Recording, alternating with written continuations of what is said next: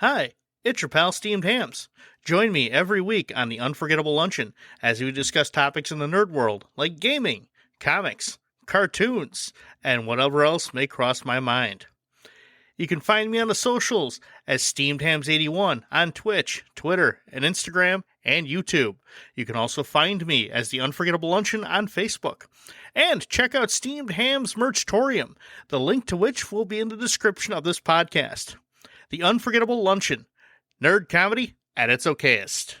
Back in the wonderful 80s, the second generation of video game consoles was in full swing. The Atari 2600 ruled the roost. With cutting-edge graphics and sound, the squares and beeps made you feel like you were there. It had one button, one stick, and that's the way we liked it. But Atari, with its successes, was also responsible for the lows, such as the video game crash of 1983. You win some, you lose some, I guess. Today, we're talking about the history of Atari consoles on the Unforgettable Luncheon.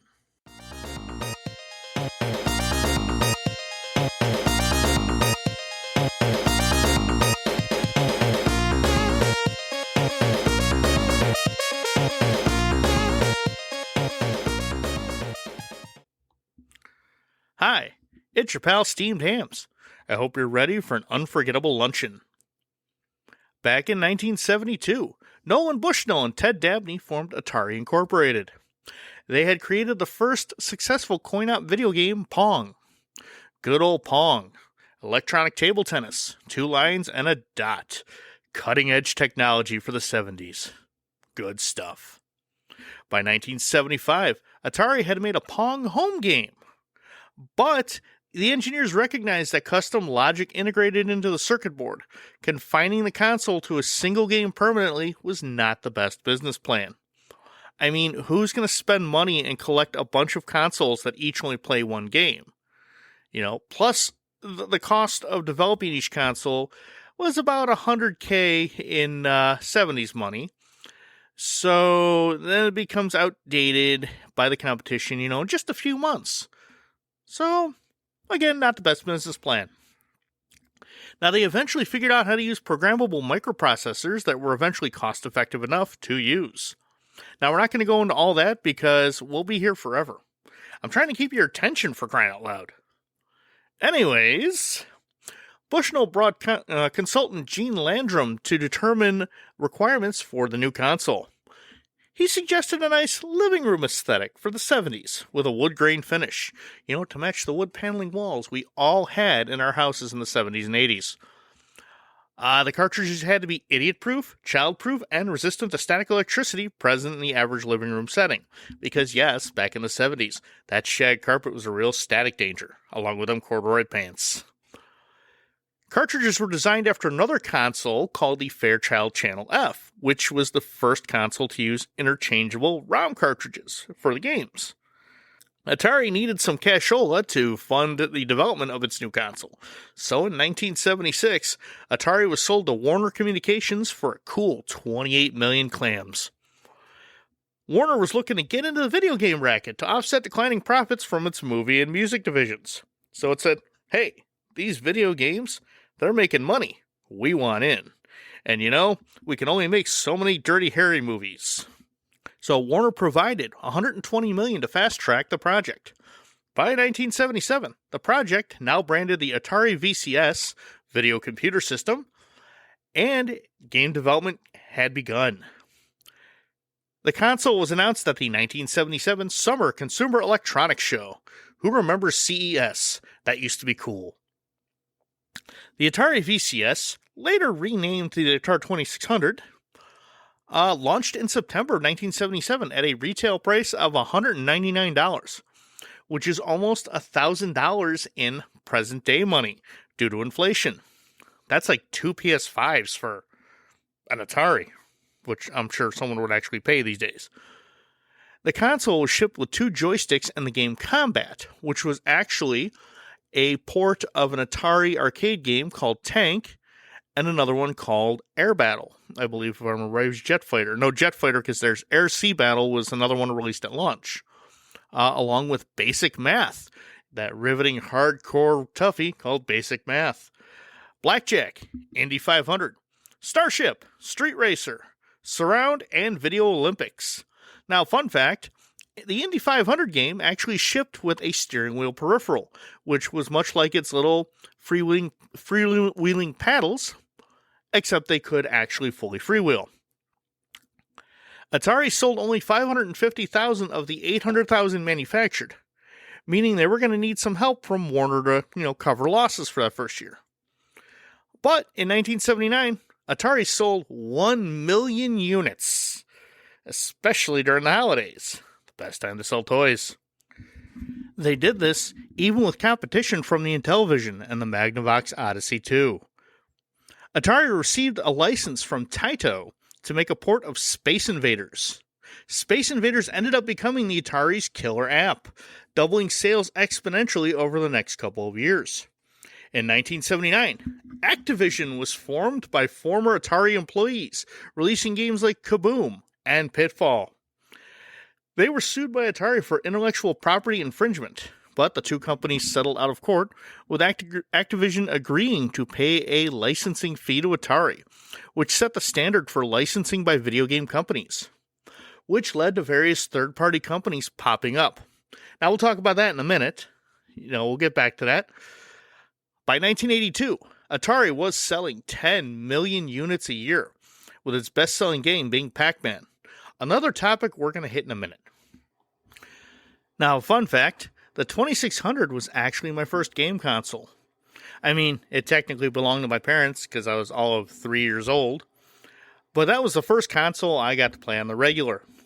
In fact, I finished my first game, Adventure, at age 5. So yeah, child gaming prodigy right here. I mean, I was always more of an indoor kid anyways. In 1982, Atari also released the Atari 5200, their next-gen console.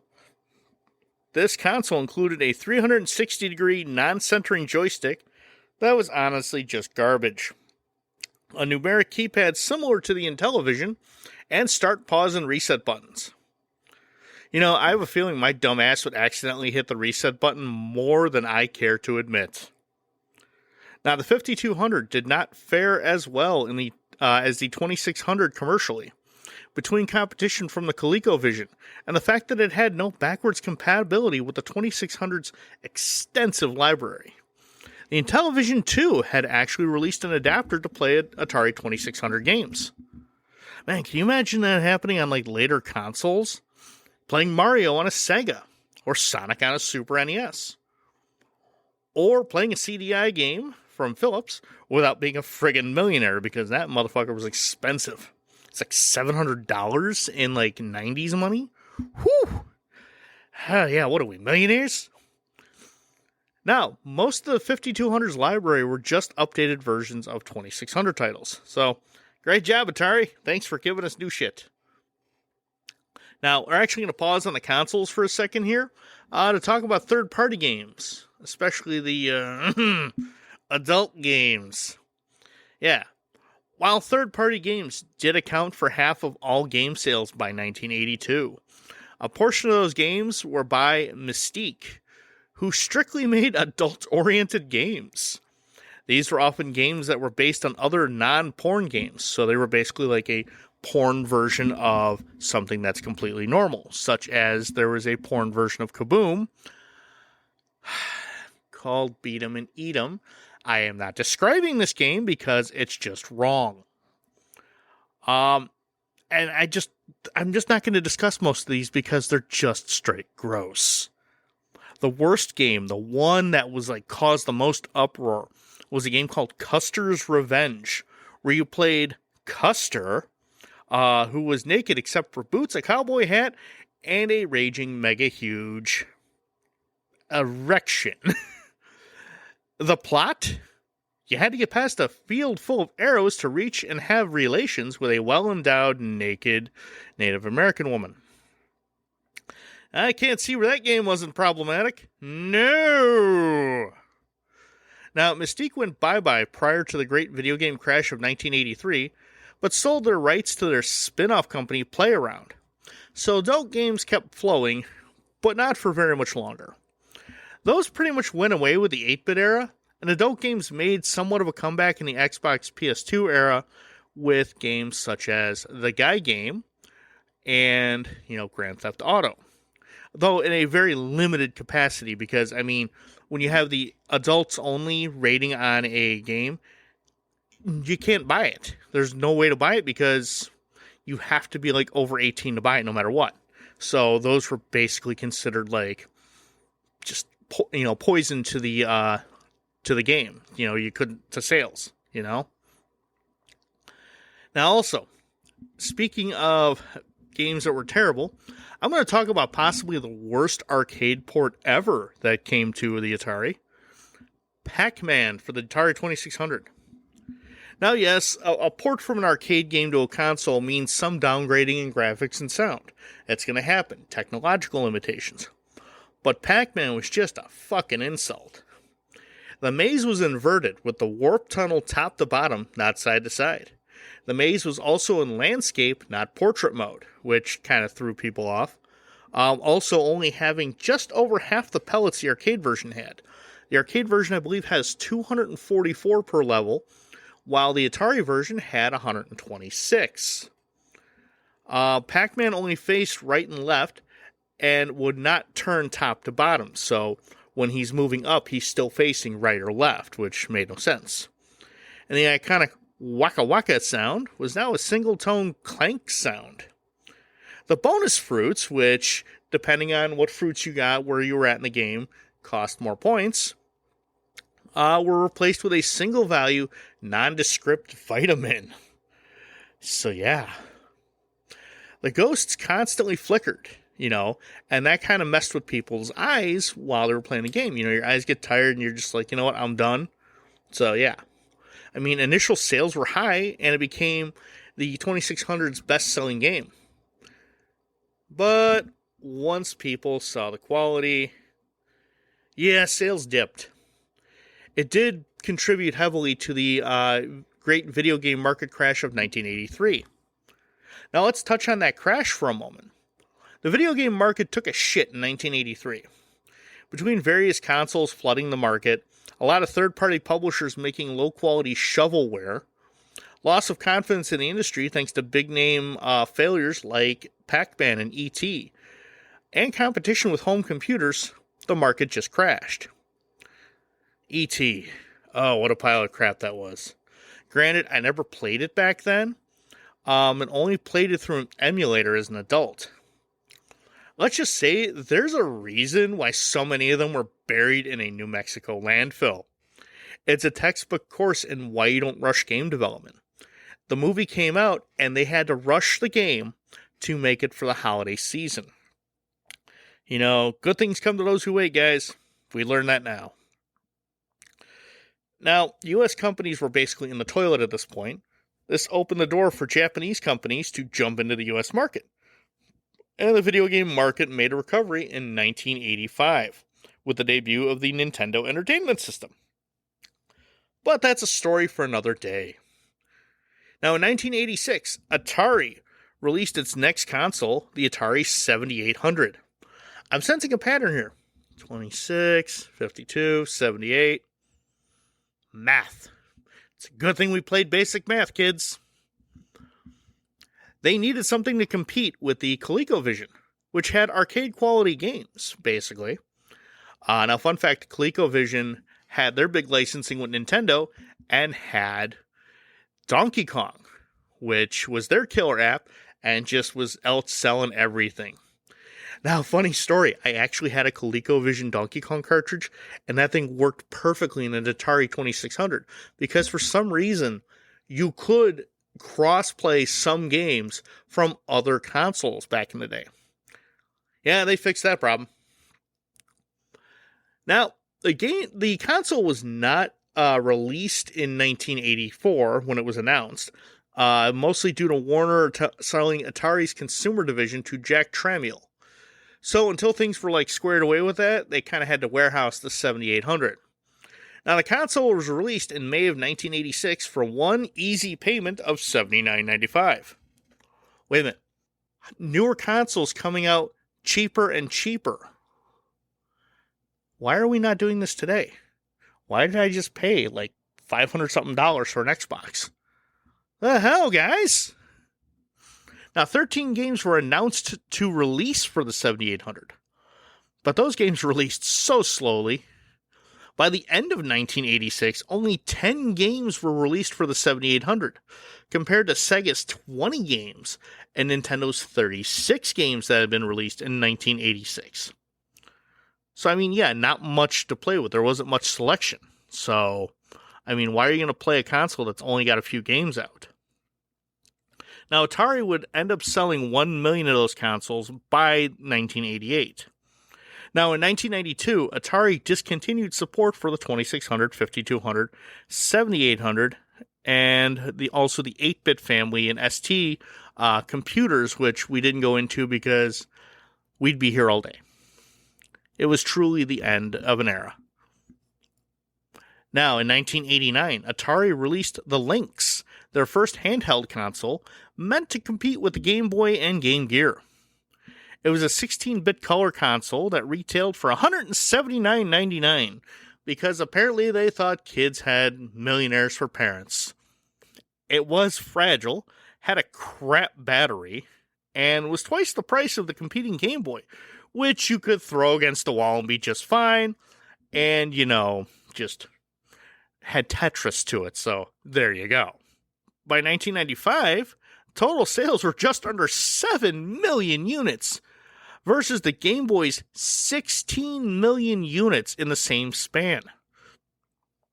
Now, the Lynx also had a wired connection system for multiplayer, which the Game Boy kind of had, but the Game Boy you can only chain 2 Game Boys together. The Lynx could chain up to 8 players at once. And it only had a single 8-player game, though. Todd's Adventure in Slime World. And we see why we've never heard of that. Now, the Lynx 2 was released in 1991 with a sleeker design, better battery, and a lower price of $99, since it came with really no accessories. I mean, the Lynx went on until 1995, but they kind of just discontinued support when they wanted to focus everything to the Jaguar. Now, in November 1993, the Jaguar was launched. It was the first 64-bit console. It cost a whopping $249.99 in 1993 dollars, and was released in test markets in New York and San Francisco. Now, the test markets sold out, and there was just crazy advertising for it. And it was released nationwide in early 94. It sold about 100,000 units by the end of 1994. Now, it had a weak adoption rate due to poor quality of its library, and the library not exactly being very big. It didn't truly hit it big until the releases of Tempest 2000, Doom, and Wolfenstein 3D. Of course, its most successful release of the first year was Alien vs. Predator, which I did actually get to play a couple times, like the little demo consoles they used to have at like Venture and Kmart, and I'm really aging myself by mentioning these stores. It was kind of fun, but yeah, no, my parents weren't paying $250 for a fucking Jaguar. Now, if only they could have repeated that success maybe a dozen more times, they'd have been on Easy Street. But that wasn't the case. I mean, they had brand recognition with older gamers who came up with the old Ataris, but not the younger crowd who was more focused on the Nintendo, the Sega, the 3DO, which was another one of those, oh my god, my parents are fucking rich type of consoles. Now, a peripheral, the Jaguar CD, was released in 1995 to try to bolster the Jaguar. It cost itself, this is a peripheral, $149.99, and had a memory track card to store high scores and save points. But it did little to save the Jaguar, and when you put it on the Jaguar, it made the Jaguar look like a toilet, literally. The console was abandoned by Atari in November 1995, and with that, Atari essentially left the console business. They still make games. They were sold to Hasbro in 98, I believe it was, if I remember right. I can't keep dates straight anymore. And yeah, they haven't made a console since, except for the little flashback consoles you can buy at like Bed Bath & Beyond and Target. So, Atari was a trailblazer in the console business. They created many of the things we know as normal today, like cartridges and third-party licensing. Without Atari, we wouldn't have gaming the way it is today. We've evolved from a joystick and a button, a square and some beeps, to the high-tech consoles with a bajillion buttons that we know and love today. Atari, we salute you. Well, that's it for another unforgettable luncheon. I hope a good time was had by all. You can find me on the social medias as SteamedHams81 on Twitch, Twitter, and Instagram, and also YouTube. And you can find me on Facebook as The Unforgettable Luncheon. And don't forget to check out my merch store, Steamed Hams Merchtorium. The link will be in the description of this podcast. Now, you do get a 25% discount if you subscribe to my Twitch channel and then you link your Twitch channel to the store, or your Twitch username to the store. So go for it. Join me next time when the topic will be something nerdy.